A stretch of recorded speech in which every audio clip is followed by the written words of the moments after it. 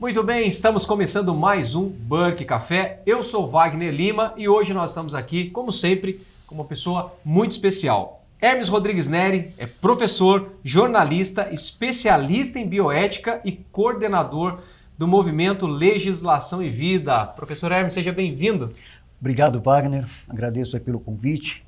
Uma satisfação estar aqui com vocês. Muito bem, para a gente é um privilégio. Já aprendi muito no nosso cafezinho aqui no Burke, né, anterior. Já tinha aprendido lá no Fórum Federalista e hoje, com certeza, vamos aprender juntos aqui um pouco mais. A gente teve uma conversa preliminar, né? Foi, a melhor parte sempre são essas conversas informais, né? É verdade. Agora vamos levar um pouco desse bate-papo para o público. Maravilha. Muito bem. Professor, seu nome ele é sempre ligado aí à temática, né, do aborto. O senhor é um intelectual católico que luta aí dentro dessa questão, que sempre está em pauta, né, essa liberação do aborto. Como aí o senhor passou a compreender a problemática do aborto e como atuou para obter essas vitórias expressivas no Congresso Nacional através do movimento Legislação em Vida? Conta um pouquinho para a gente. Bom, o nosso movimento ele foi fundado em 2005 na cidade de São Bento do Sapucaí, pelo nosso bispo hoje emérito, Dom Carlos João Roden, da Diocese de Taubaté. E em 2005 tivemos a votação da Lei de Biossegurança no Congresso Nacional, logo no começo do ano. Uma legislação que falava sobre questões de células-tronco embrionárias, o uso de células-tronco para fins de pesquisa, né? Utilizando embriões para pesquisa e científica. E também na mesma legislação tinha questões de transgênicos e tudo mais, era um pacote, um mix de muitas coisas. E a partir daí começou todo um debate que chegou até o Supremo Tribunal Federal na discussão de quando começa a vida, porque por causa da utilização dos embriões humanos... Isso em que ano mesmo, professor? Isso começou em 2005, a Lei de Biossegurança foi em 2005. Já 2005, ok. No começo do ano, em março.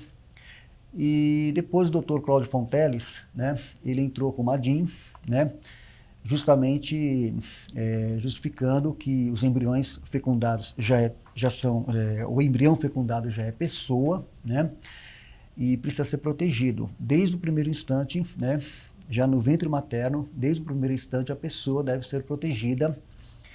E foi nesse período então que eu tomei conhecimento da encíclica Evangelium Vitae, que eu recomendo, é uma encíclica fantástica, muito importante, do Papa São João Paulo II. Evangelium Vitae. E na encíclica Evangelium Vitae, o Papa João Paulo II, ele faz um diagnóstico assim, muito preciso de toda uma problemática dos ataques contra a vida, contra a família, contra a dignidade da pessoa humana. E esses ataques estavam atingindo a vida na sua fase mais fragilizada, nas pontas. No ventre materno com a questão do aborto, tá? Ali onde a vida deveria ser mais protegida, né? O bebê deveria ser acolhido desde o primeiro instante até o seu nascimento e depois. Ali ele estava já sendo atacado, né? Com o holocausto silencioso, que é a expressão que ele utiliza na Evangelium Vitae, e também a vida humana estava sendo atacada intensamente também no seu ocaso, com a questão da eutanásia. A questão da eutanásia ainda não chegou aqui no Brasil, a legislação que logo mais vai estar vindo aí, o pessoal vai estar discutindo isso com mais intensidade. Já na Europa isso já é uma realidade, em alguns países, etc.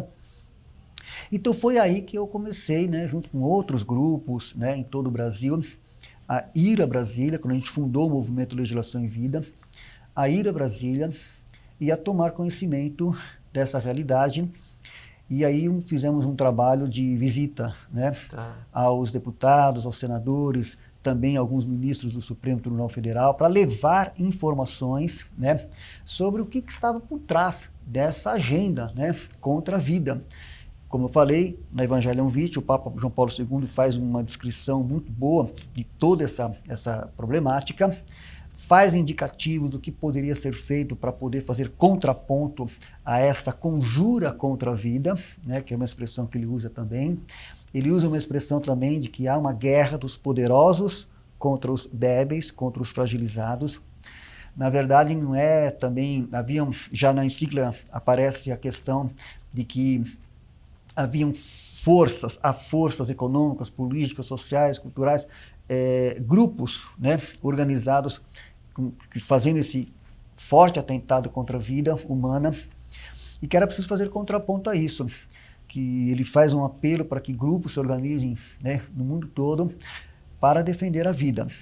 Então foi nesse contexto que eu, juntamente com esses grupos todos, passei a tomar conhecimento de toda essa problemática e perceber aí em loco, indo a Brasília, frequentando ali o Congresso Nacional, fazendo as visitas aos tomadores de decisão. Aí eu comecei a perceber, nós, né, começamos a perceber que, na verdade, em Brasília, no Congresso Nacional, a gente ia lá com poucos recursos, com poucos meios, né? E havia lá muita gente fazendo lobby, tá? Por uma agenda contra a vida, e pessoas e grupos bem organizados, tá? Defendendo interesses de grandes corporações. Então eu também não tinha, assim, naquela época ainda, entendimento do que estava acontecendo. Sobre esse pano de fundo, essas grandes corporações por trás de A tudo gente isso. percebeu que ali no dia a dia, ali, conversando com um, com o outro, acompanhando as comissões, principalmente na Comissão de Seguridade Social e Família, na Comissão de Constituição e Justiça. Então, um lobby muito forte, né, de grandes corporações, de grandes fundações, de grupos, tá, que controlam, né, os governos para impor, tá, de modo assim muito sutil, tá, não é uma coisa que você percebe assim de cara, né, mas há uma espécie, eu ali no dia a dia, indo muitas vezes a Brasília, eu me dei conta, percebi, né, entendi com o tempo o modus operandi dessas grandes corporações, como eles agem, como eles atuam no campo legislativo, principalmente. E aí, por isso que o Movimento Legislação em Vida começou a fazer um trabalho com outros grupos em todo o Brasil para fazer frente a isso.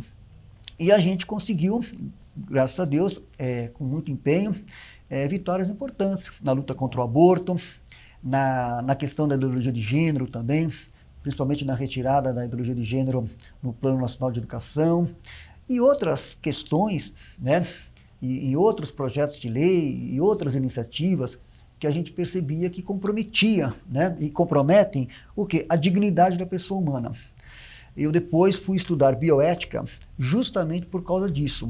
Eu fui estudar bioética para entender melhor essa problemática, entender essas questões da biotecnologia, entender a relação, por exemplo, como eu falei logo no começo, a questão da lei de biossegurança, o que estava por trás, né, da questão dos transgênicos, a questão da clonagem humana, que desde 97, quando, né, Ian Wilmut fez a ovelha Dolly, quer dizer, a questão da clonagem, quer dizer, o que estava por trás de tudo aquilo.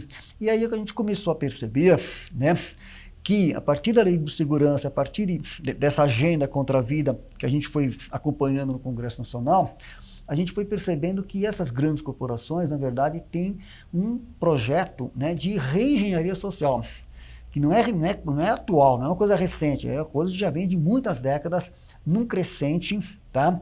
E vai se intensificando.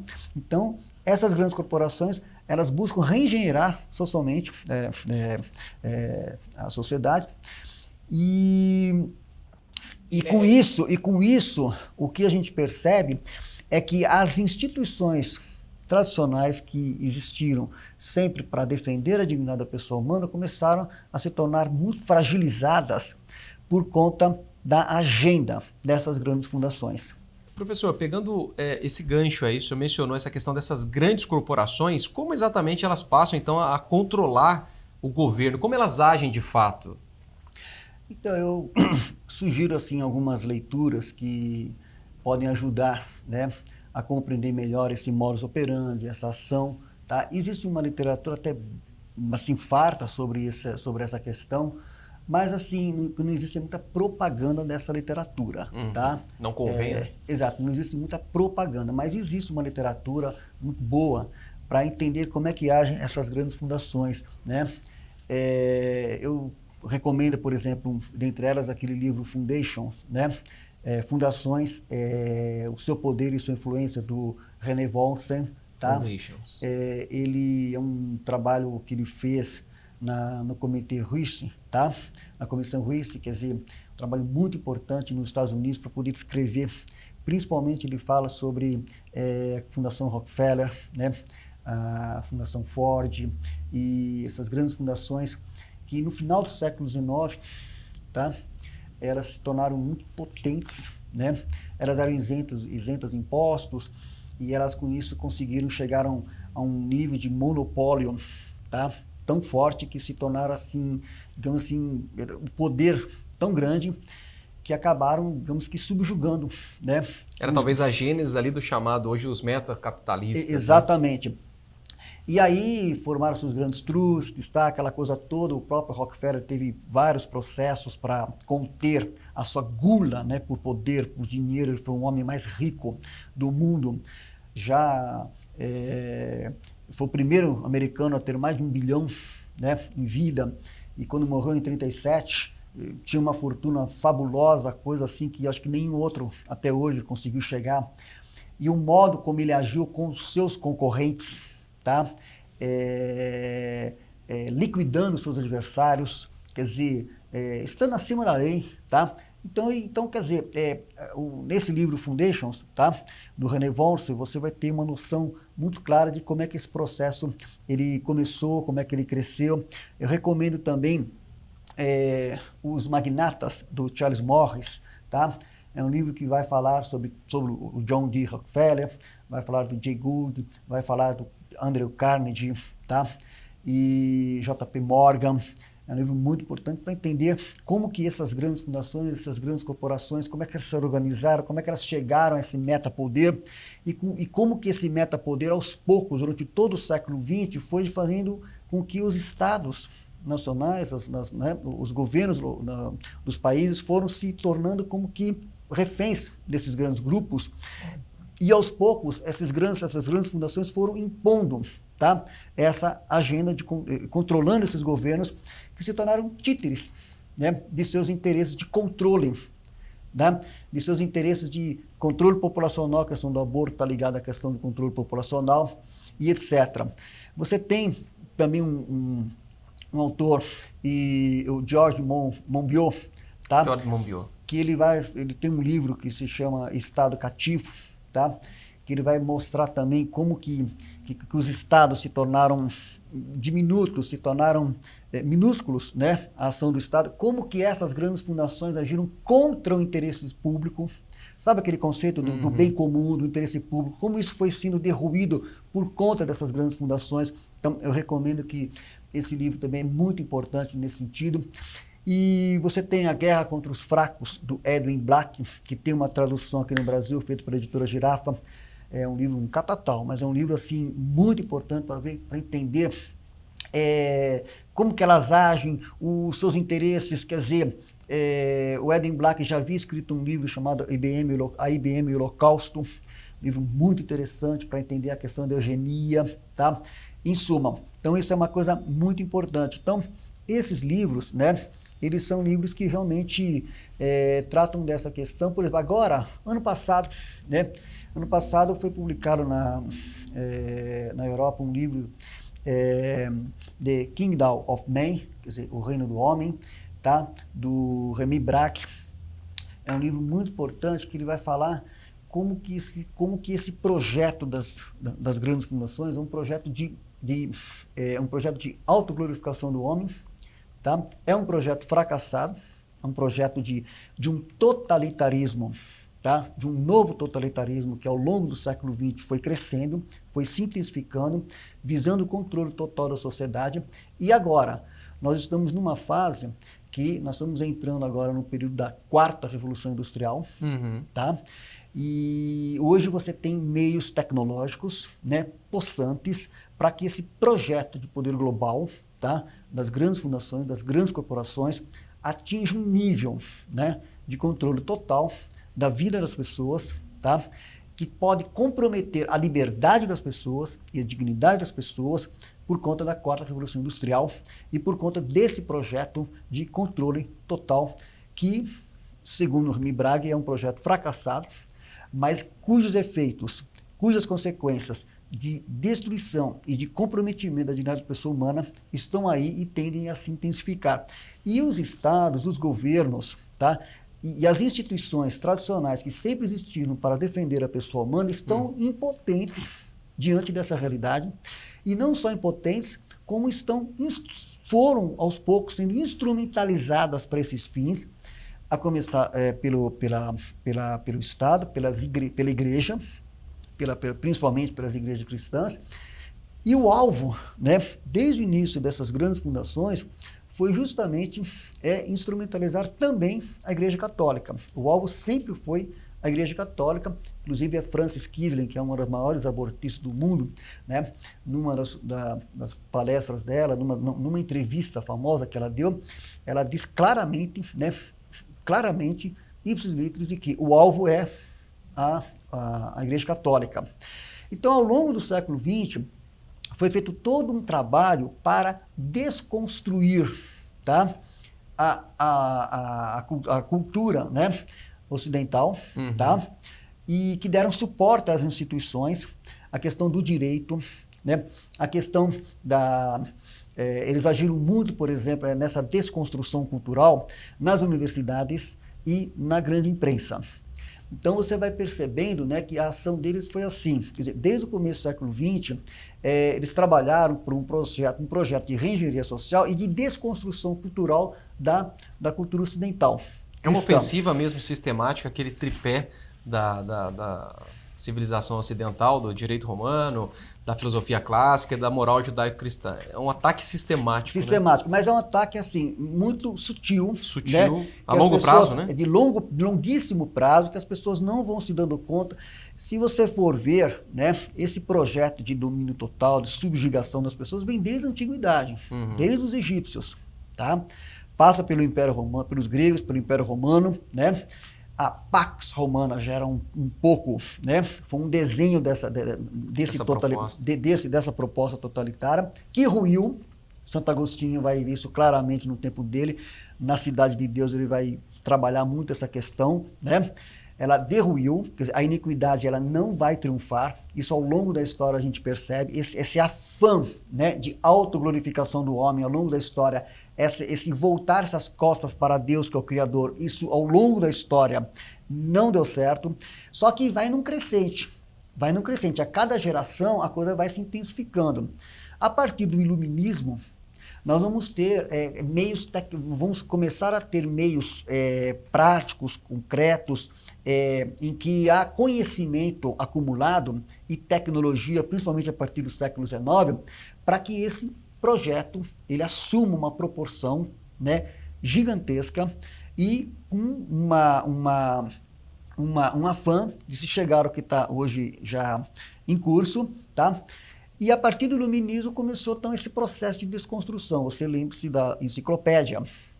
Então, a partir da enciclopédia dos iluministas, você vai ter iniciativas por parte desses grupos, né, que depois vai se intensificar com as grandes fundações do século XX, uma iniciativa de desmonte da cultura por dentro, tá? São aquelas infiltrações por dentro que vão chegando nas instituições e eles, a partir do iluminismo, vão estar recontando a história da humanidade sobre um prisma que não é bem a verdade como foi.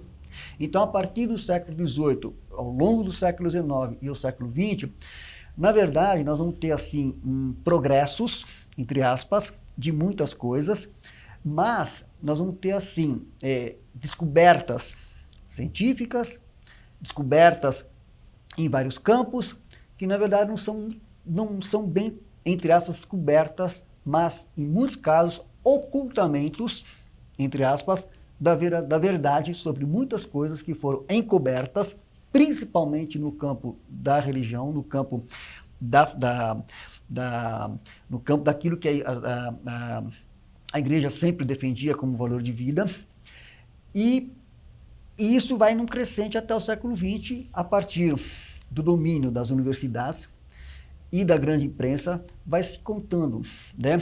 Vai se montando, vai se construindo uma história que não condiz com a realidade. Eu vou dar um exemplo, um exemplo disso, por exemplo, aquele, né, intelectual, pensador, cientista ou liderança até religiosa que questiona esse novo contar da história, que visa a autoglorificação do homem, que é uma história sem Deus, tá?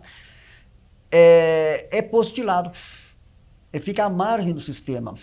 Então, fica à margem da universidade, fica à margem da grande mídia, etc., da grande imprensa, etc. E mesmo aqueles que estão dentro do sistema e que se contrapõem a isso, acabam sofrendo retaliações muito fortes. Vou dar um exemplo do Linus Pauling, por exemplo, que ganhou 2 prêmios Nobel, tá?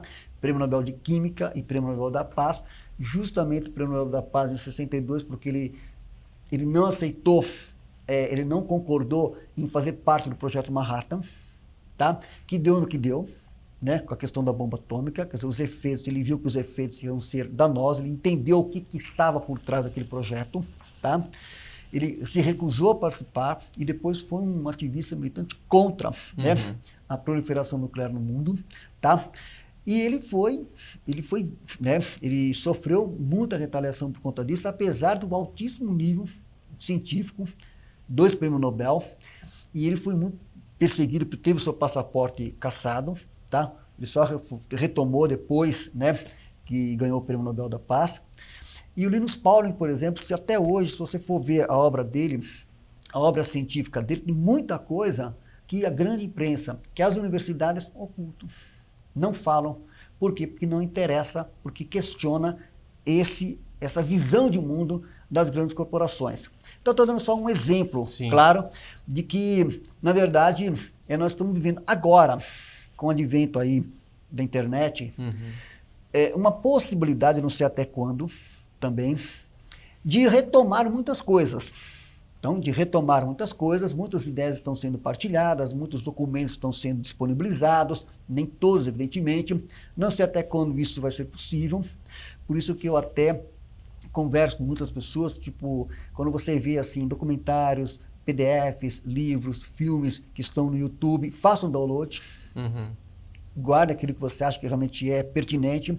Porque tem a tendência de... Não sei até quando certas pessoas, ou certos intelectuais, ou cientistas, ou religiosos, etc., terão, né, divulgação de suas ideias, porque hoje as grandes fundações elas têm um poder de boicote, de colocar no ostracismo, de colocar no silêncio, ou, pior, de ridicularizar, de desqualificar aqueles que realmente têm compromisso com a verdade. Tá? Então, esse é um problema muito sério nesse sentido. As instituições tradicionais defensoras da dignidade da pessoa humana e defensoras da família, que é a primeira e principal instituição, que é a que está sendo mais atacada, tá? Essas instituições que sempre defenderam a dignidade da pessoa humana, ao longo desse processo, foi havendo um processo de derruimento dessas instituições. E hoje nós estamos vendo o quê? Como eu disse, o Estado, a Igreja e muitas outras instituições meio que reféns dessa agenda, que parte dessa agenda está aí no que a gente vê na Agenda 2030. Então, parte dessa agenda macro, a gente vê pincelada aí nos tópicos, nos pontos que estão aí na Agenda 2030, tá? E de maneira que nós temos que, hoje, e isso está no Evangelium Vitae, esse apelo do Papa João Paulo II, fazer contraponto a isso, tá? Então, na verdade, o que eu quero dizer é o seguinte, há esse desmonte das instituições, a fragilidade das instituições e principalmente da família, que é a primeira e principal instituição. Eles querem realmente destruir a família, porque a família é o suporte da pessoa humana. A questão do controle populacional, a questão da depopulação que eles querem chegar, porque eles querem reduzir a população até metade do que aí está hoje, tá? E com métodos e meios que a gente já conhece, já sabe quais são esses métodos e meios, tá? Fala-se muito em combater a pobreza, mas a gente sabe que o combate é aos pobres. Quer dizer, no discurso se fala, na Agenda 2030 está lá, combate à pobreza, mas a gente sabe que o combate à pobreza é combate aos pobres, são vários meios para isso, tá? Então a gente está vivendo essa realidade, esse contexto.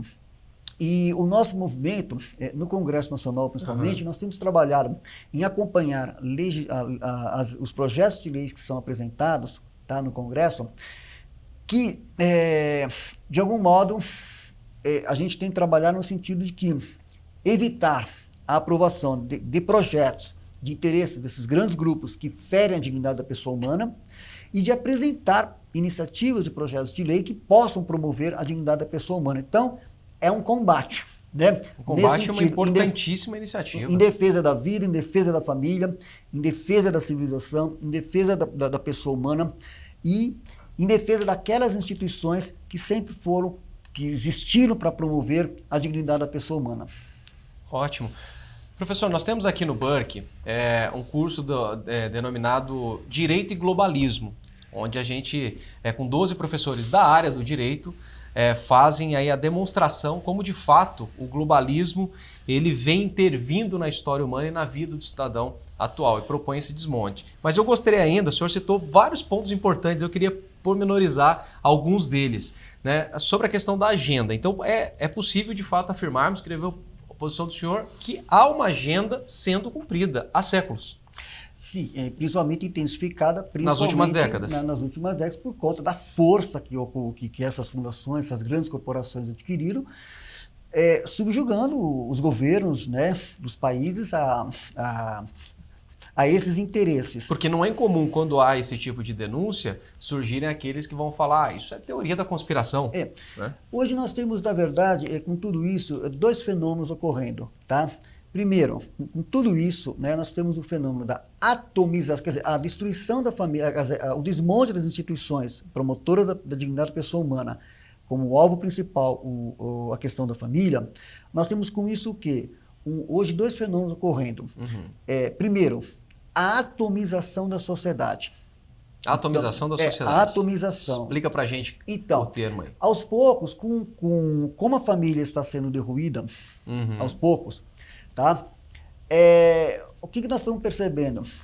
Existe a questão do individualismo exacerbado, está sendo erradicado aos poucos a noção, o conceito, o entendimento entre as pessoas de princípios fundamentais, como o princípio da solidariedade nas relações entre as pessoas. O princípio da solidariedade, né, por exemplo, na nossa Constituição de 88, por exemplo, está lá o princípio da solidariedade. Por exemplo, quando agora houve o debate da reforma da Previdência, houve, por exemplo, há em curso uma proposta de substituição do atual regime de repartição para o regime de capitalização individual, tá? No artigo 201A. A capitalização individual, a substituição para a capitalização individual, erradica, por exemplo, esse conceito de princípio da solidariedade. Então, até fizemos uma proposta, tivemos no Senado Federal, agora no começo do ano, propondo que a capitalização familiar, tá? Para resgatar os vínculos familiares. Capitalização familiar. Ela seria o intermediário entre o atual e o proposto pelo governo. Para resgatar. Nós vamos deixar depois na descrição do vídeo, para que vocês leiam esse artigo sobre essa questão. A questão é a seguinte: o princípio da solidariedade ele está sendo erradicado de diversas formas. Aonde que a solidariedade é vivenciada da melhor forma, de modo natural, é na família. A partir do momento que a gente viu que os ataques contra a família foram reduzindo a família, até a família nuclear, tá? Até a família de uma ou duas pessoas. Nas grandes cidades, nos grandes centros urbanos, você vê jovens que se casam e longe, né, os vínculos familiares muito fragilizados. Família nuclear.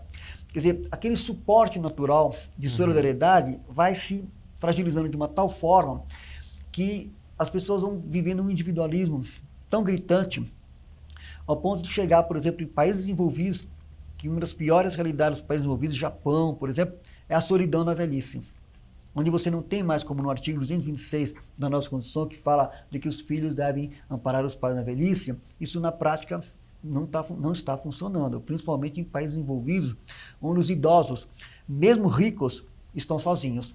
Porque esse princípio da solidariedade, de que a família é suporte da pessoa humana, suporte é mútuo, né, apoio, isso está se perdendo. Então, o que acontece? Isso vulnerabiliza a pessoa. E para esse controle global, é muito importante que as pessoas estejam fragilizadas, que estejam sozinhas, que estejam vulneráveis, para que aí você tenha mais facilmente a manipulação, tá, dessas pessoas. Você tem como você controlar melhor as pessoas e privá-las, né, da liberdade, privá-las, inclusive, de oportunidades de maior mobilidade social, etc, etc, etc. Então, isso é uma coisa importante ressaltar. Essa seria aí o que o senhor mencionou há pouco tempo atrás, a atomização da família, né? A atomização da sociedade. Da sociedade, desculpa. A tendência é as pessoas ficarem mais isoladas, cada um por si, se virando como pode. E ficam, consequentemente, mais vulneráveis. Então, esse é um ponto, a questão da atomização. Cada um por si se vira como pode, etc. A segunda coisa, com isso, tá? É a questão da automatização da sociedade. Então, primeiro estou falando da atomização. Né? A pessoa está sozinha, os vínculos familiares derruídos, pai, etc. E você não tem muito com quem contar, principalmente a velhice acaba sendo uma realidade que você, né? A solidão tem sido um problema sério nos países envolvidos, por conta dessa atomização. E por conta disso, você tem um outro fenômeno, que é o da automatização da sociedade, a questão da robótica, a questão da quarta revolução industrial, que vai intensificar mais ainda essa automatização. E aí é onde a gente entra, né, tivemos agora esse ano em Davos, tá, a questão da apresentação da quarta revolução industrial, com vários ingredientes que vão intensificar essa atomização, essa fragilização da pessoa, essa vulnerabilidade e vai facilitar esse controle maior das pessoas. Então você veja, é claro que isso fica difícil as pessoas perceberem isso, é uma realidade orwelliana, fica difícil perceberem, por quê? Porque existe o canto de sereia, né? É claro que as pessoas olham para a quarta revolução industrial e acham que vão ter muitas comodidades, muitas facilidades. Só para a gente deixar mais claro, talvez para alguns que estão nos assistindo pela primeira vez, para ficar claro aqui, o que seria a quarta revolução industrial, que o senhor já tem mencionado aqui ao decorrer da entrevista, e a sua relação com a questão dessa dignidade humana, a preocupação que nós, como conservadores, temos que ter. E aí eu quero pegar um gancho em cima dessa questão do conservadorismo e a dignidade humana daqui a pouco. Mas vamos falar da quarta revolução e a dignidade humana.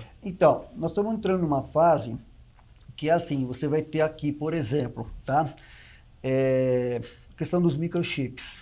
Ok. Tá?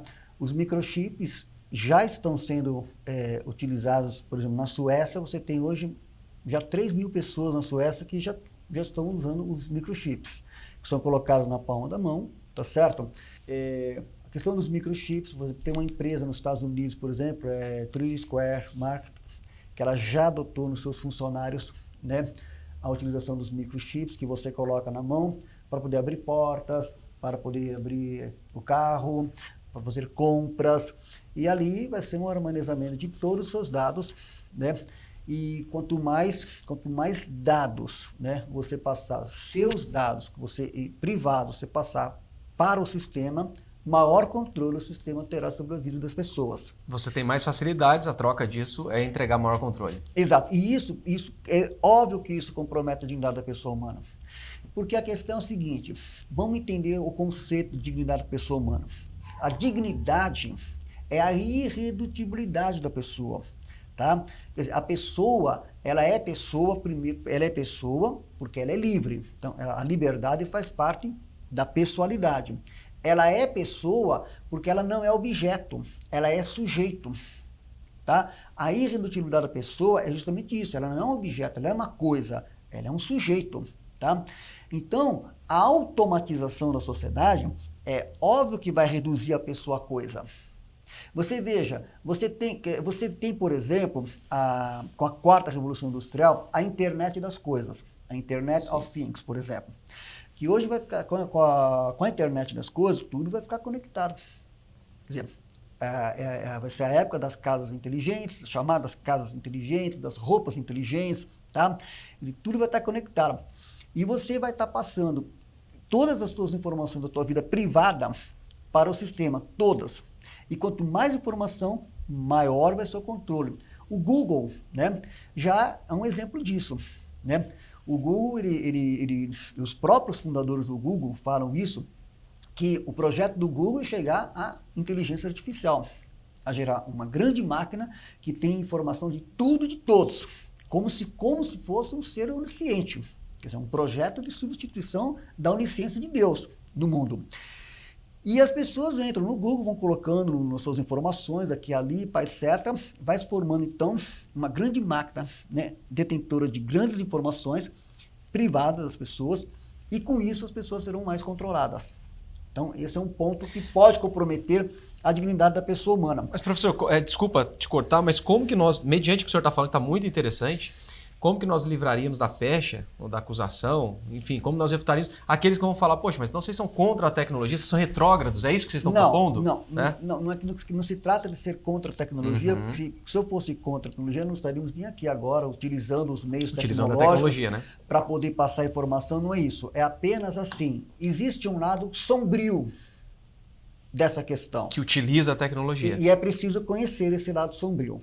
É essa a questão. Existe um lado sombrio disso.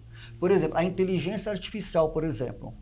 Quer dizer, uma máquina que vai acabar substituindo. Hoje você tem robôs com emoções. Você acaba transferindo para máquinas e para robôs uma série de atividades que vai ter comprometimento com várias funções do trabalho. Quer dizer, aí você começa a pensar assim, não, peraí, o que é mais importante? Vai ser a máquina ou a pessoa? É óbvio que esse lado sombrio, o lado sombrio da quarta revolução industrial, ela pode sim comprometer a dignidade da pessoa humana. Temos que estar atentos a isso e encontrar formas de fazer contraponto a isso. Não se trata de ser contra a tecnologia. Mas é questão de princípio, né? Qual é o princípio que está sendo valorizado? Você se lembra num filme clássico do Charlie Chaplin, O Grande Ditador, tá? Em que na sua fala final ele diz assim, homens é que sois e não máquinas. Então, é esse o X da questão. O entendimento que nós temos que ter é o seguinte, quer dizer, nós somos pessoas com dignidade e nós não podemos ser objetos, se transformar em objetos manipuláveis por grandes, por grupos com alto poder, que são grupos que são poucas grandes empresas no mundo, com grande poder, que ditam comportamento e manipulam, né, a vida das pessoas. E aquilo que eu estava dizendo para você, nem tudo o que está aí, né, sendo disseminado nas academias, na grande imprensa, na verdade é a verdade aquilo do que está acontecendo. Okay. Então é preciso ter um entendimento disso. Bom, em suma, você tem aí a questão do 3D, a questão do 5G, né, que vai vir agora aí.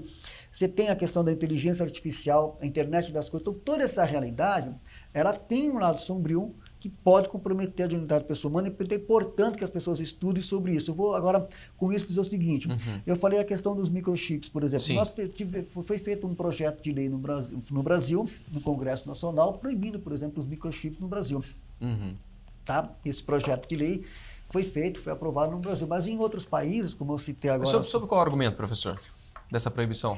Justamente dessa questão do controle das pessoas. Ok, esse é o pano de fundo da proposta. Eu posso depois disponibilizar o projeto aqui para você. Sim, vamos colocar aqui na descrição. Tomar conhecimento. Então é assim, essa agenda, que é uma conjura contra a vida, tá? Que foi denunciada pelo Papa João Paulo II no Evangelium Vitae, tá? Ela está palpitando ali no Congresso Nacional. Então, no Congresso Nacional, nos corredores do Congresso Nacional, ali no cafezinho do plenário do Congresso Nacional, transita todas as propostas. E ali a gente percebe que é um combate que a gente vê claramente de interesses, tá?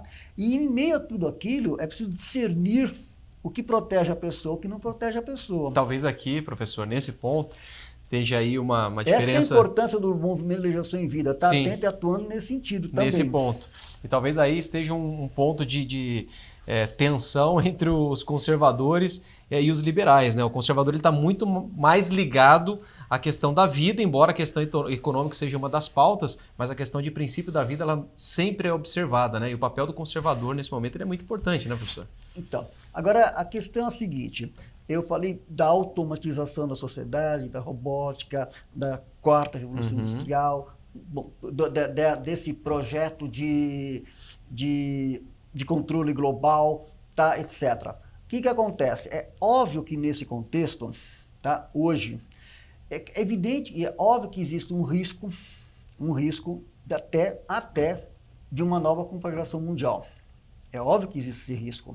Tá? Isso não é uma coisa totalmente... Porque se você estudar ao longo da história recente, você vai ver que muitas crises são fabricadas por esses grupos, tá certo? Inclusive as crises econômicas.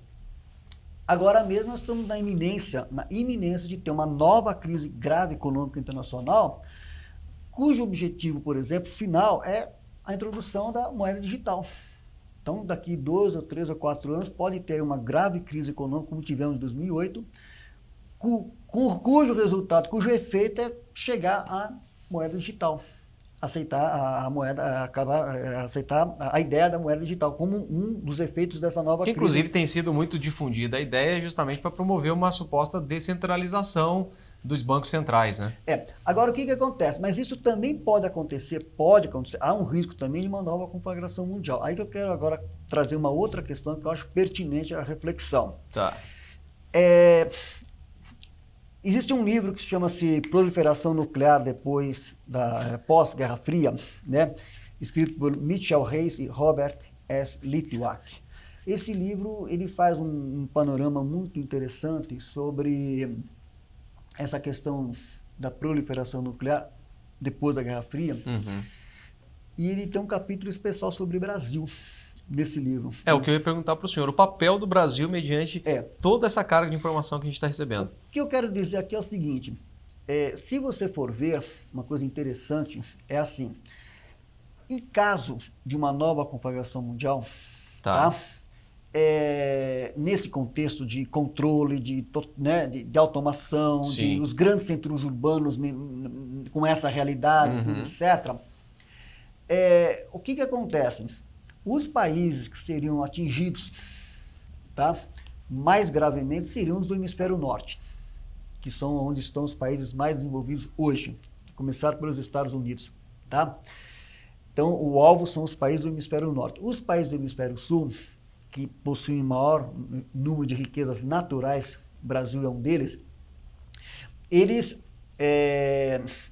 não seriam assim diretamente tão atingidos em caso de uma nova conflagração mundial. Diretamente poderão ser atingidos, mas não tão gravemente quanto os países do hemisfério norte. Hoje já se sabe, né, muita gente sabe disso, que muitos ricos, por exemplo, dos Estados Unidos, da Europa, estão indo para a Austrália, para a Nova Zelândia, que está no hemisfério sul. O Brasil, isso aí, quem estuda mais a fundo, quem acompanha, tá, sabe que o Brasil vai desempenhar um papel importante, tá, nesse processo. Nessa suposta conflagração que o senhor mencionou. Ele vai desempenhar um papel importante pela sua posição estratégica, pelas suas riquezas naturais, etc. Acontece o seguinte, diante de tudo isso, tá, qual seria a melhor forma para o Brasil enfrentar essa situação nova? Eu tenho uma visão assim, de que pela história do Brasil, né, pela nossa história, pela nossa identidade, pela nossa cultura, pelo nosso histórico, de que o melhor sistema de governo, porque aí vamos falar de duas coisas, sistema de governo e modelo de organização do Estado. Okay. De um Estado que já está fragilizado por todas essas coisas. O que as pessoas costumam confundir bastante também, a questão do Estado com a questão do governo, né?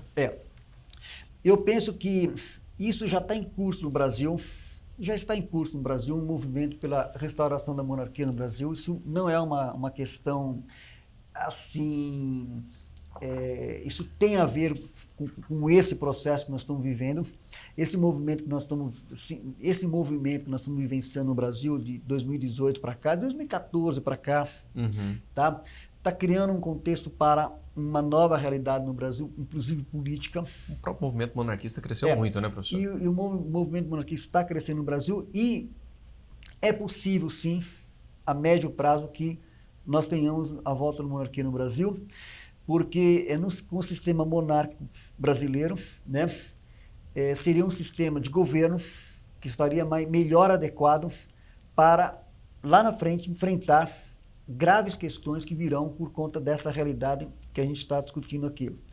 Isso Agora, por ser o modelo de um quarto poder, uma descentralização, seria isso? agora, enquanto há um modelo de organização do Estado, uma coisa é o sistema de governo, a O outra governo seria a monarquia parlamentarista, exato, seria isso? exato. A outra questão é qual o melhor modelo Aham. de organização do Estado num contexto de totalitarismo das grandes corporações sobre o mundo. Certo. Nesse contexto em que você tem grandes fundações, grandes corporações que estão impondo uma agenda, né, que é uma conjura contra a vida, que estão subjugando as instituições tradicionais, defensoras e promotoras da dignidade da pessoa humana, qual seria o melhor modelo para o enfrentamento disso? Eu penso que aí, nesse caso, né, não seria no Brasil o Estado unitário, enquanto modelo de organização do Estado, mas sim o Estado federalista.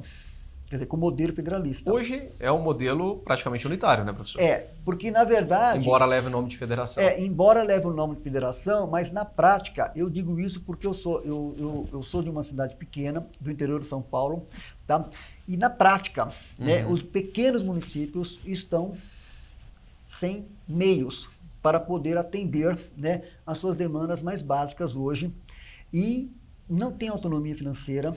Então, essa questão de dar autonomia financeira, de dar uma certa autonomia financeira, uma certa autonomia administrativa para os municípios. Eu sou municipalista nesse sentido, pela prática, porque eu moro num município pequeno da federação. Então, eu penso que essa descentralização, enquanto modelo de organização do Estado, vai ser salutar para evitar uma subjugação total do totalitarismo das grandes corporações. Nesse contexto de século XXI, de atomização da sociedade e automatização da sociedade. Isso por quê? Por causa da descentralização? Ela pode ajudar que você tenha uma agenda imposta, em que os governos são títeres dessa agenda e sendo imposto de cima para baixo e sem que você tenha como reagir. Então, se você tem um Estado mais descentralizado, você tem como... Você é mais difícil o controle nesse aspecto, nesse contexto. E dentro do sistema monárquico. Então, essa é a visão que eu tenho nesse sentido.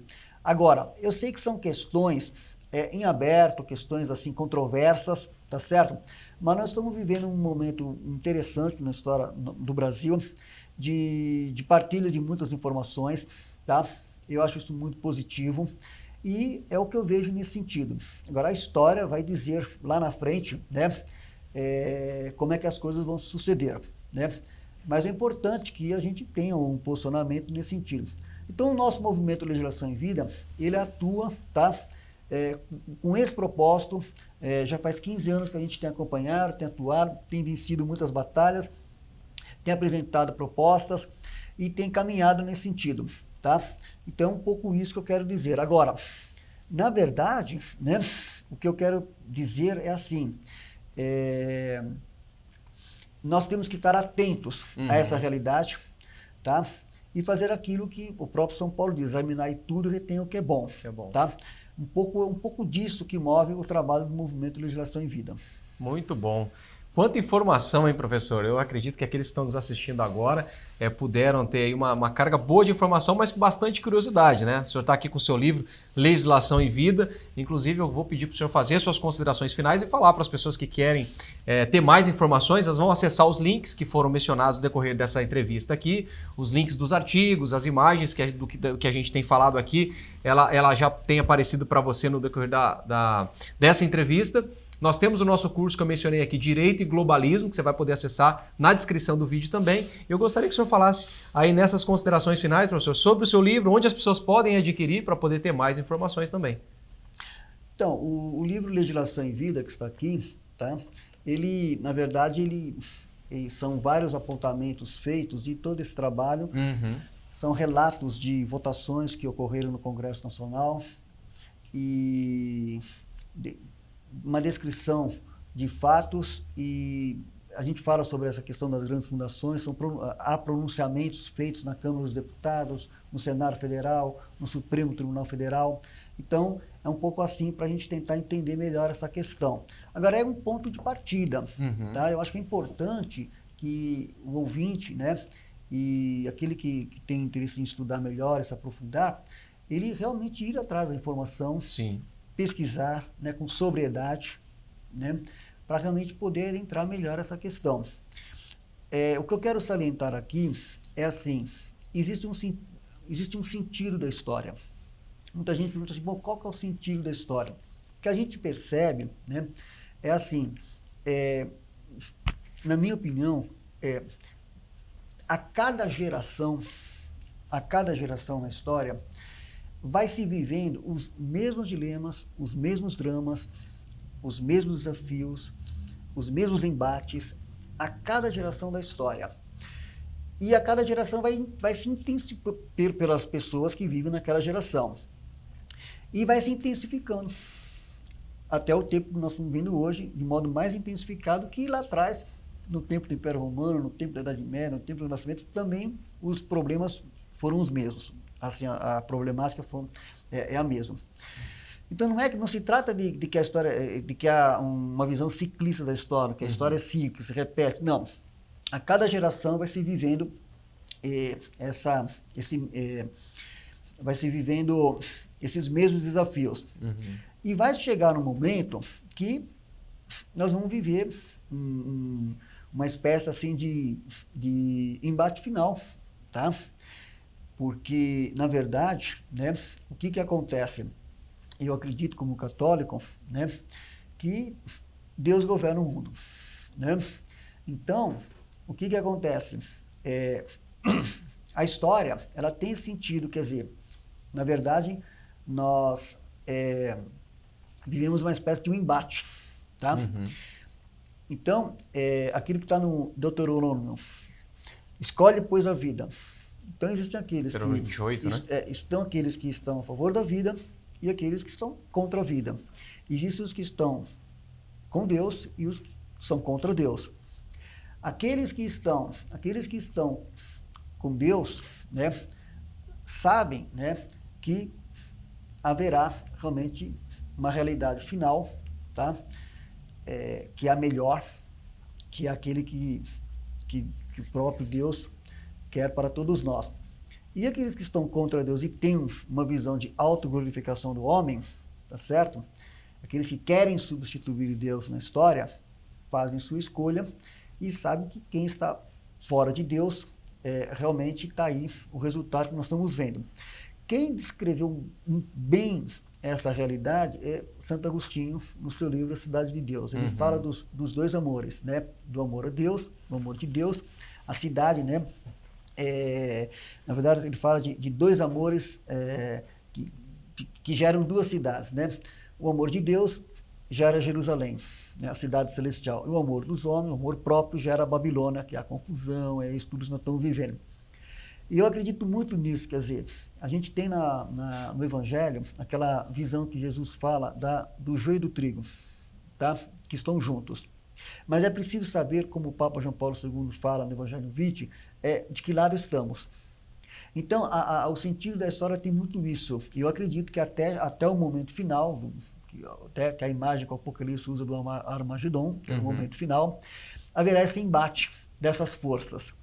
As grandes corporações, né, que têm esse projeto de poder global, de subjugação, de manipulação da pessoa, de reduzir a pessoa a coisa, objeto, né, a depopulação, quer dizer, isso não é de Deus. Isso vai fracassar. O Remy Bragg, no seu livro The Kingdom of Man, foi publicado ano passado, fala disso. Tá?